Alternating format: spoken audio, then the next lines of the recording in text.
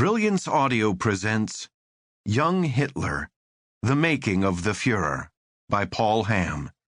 Performed by James Anderson Foster. On Easter Saturday, the 20th of April, 1889, in the small Upper Austrian town of Braunau am Inn, where they lived in a rented apartment above a tavern, a child whom they named Adolf was born to Alois and Clara Hitler. The couple had already had 2 children, a boy, Gustav, and a girl, Ida, both of whom had died very young, bringing their parents immeasurable grief. And so, on her surviving son, Clara resolved to devote all her love and maternal care. It is impossible to imagine Hitler's rise to power had he retained his father's original surname of Schicklgruber. The image of hundreds of thousands of Germans raising their right arms and shouting, "Heil Schicklgruber," is not only laughable, it is impossible. Such is the power of a name. Alois was born in Dollersheim, Lower Austria, in 1837 to an unmarried farmer's daughter called Maria, or Marie Anna Schicklgruber. The identity of his father remains unknown. 5 years after Alois's mysterious birth, Maria Anna married a poor 50-year-old miller's assistant called Johann Georg Hitler.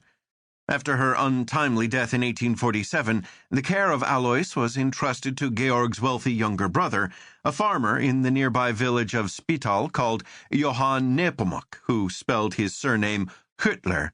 It was commonplace at the time to find different spellings of the same family name.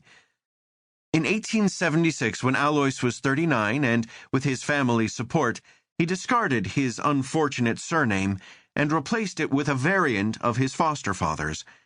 He would henceforth be known as Alois Hitler, a name of 14th-century Germanic Czech origins meaning small holder.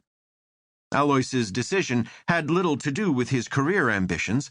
To that point, Schicklgruber had not hindered his progress as a respected customs official. More likely, he adopted the surname to secure his legitimacy and thus his inheritance, and to distance himself and his family from their impoverished past. The Schicklgrubers had been poor farmers, and his mother and Georg so short of money that they were forced at times to sleep in a cattle trough. In early 1879, Nepomuk and 3 other witnesses made official the lie that Alois Hitler was the legitimate son of Georg Hitler, as inscribed in the entry in the parish registry at Dollersheim.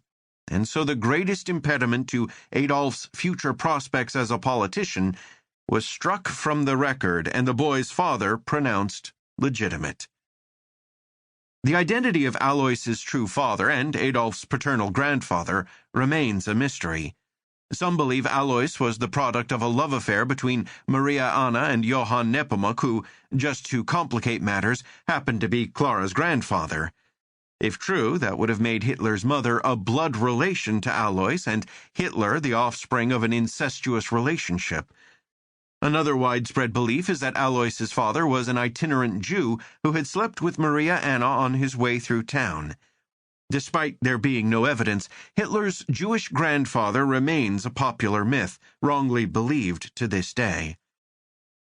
Alois Hitler, a dutiful government functionary, was among those German-speaking Austrians who tended to feel more German than the Germans in the ethnic chaos of the Austro-Hungarian Empire, with its 11 nationalities, 9 different languages, and several religions.